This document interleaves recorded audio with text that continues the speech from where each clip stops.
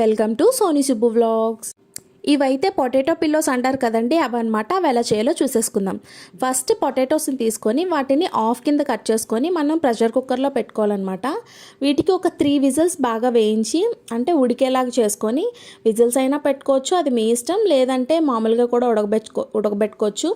ఇలాగ బాగా ఉడికించుకొని వీటిని కూల్ వాటర్లో వేసుకొని బాగా పీల్ చేసుకోవాలన్నమాట. అంటే డైరెక్ట్గా పట్టేసుకుంటే కాలిపోతుంది కదండి. సో కూల్ వాటర్లో వేసుకొని పీల్ చేసేసుకొని పక్కన పెట్టుకొని, ఇప్పుడు ఇవి లమ్స్ లేకుండా మనం పప్పు గుత్తితోనైనా మెత్తగా పేస్ట్ చేసుకోవచ్చు. లేదంటే నేనైతే లమ్స్ ఉండిపోతాయి అని చెప్పి ఇలాగా తురుముకున్నాను అనమాట. తురిమితే ఎక్కడ లమ్స్ ఉండవు కదండి. సో అన్ని పొటాటోస్ని అలా తురిమేసుకున్న తర్వాత మనం ఇప్పుడైతే దీనికి పిండిలు యాడ్ చేద్దాం. ఏంటంటే ఒక 2 టేబుల్ స్పూన్ వరిపిండి, 1 tablespoon corn powder, 2 tablespoon మైదా పిండి.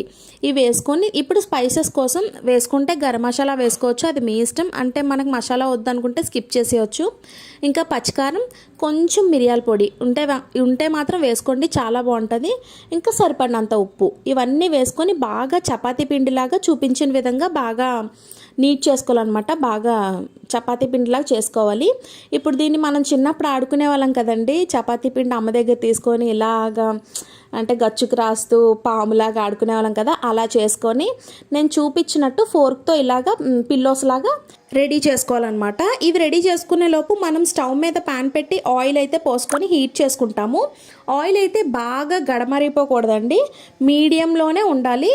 జస్ట్ వేస్తే కొంచెం మామూలుగా హీట్గానే ఉండాలి. బాగా మరిగిపోతే బయటంతా మాడిపోయి లోపలంతా ఉడకదనమాట. సో మనం లో టు మీడియం ఫ్లేమ్లోనే అడ్జస్ట్ చేస్తూ ఇవైతే ఫ్రై చేసుకోవాలి. అంతా లో ఫ్లేమ్లోనే ఫ్రై చేసుకోండి.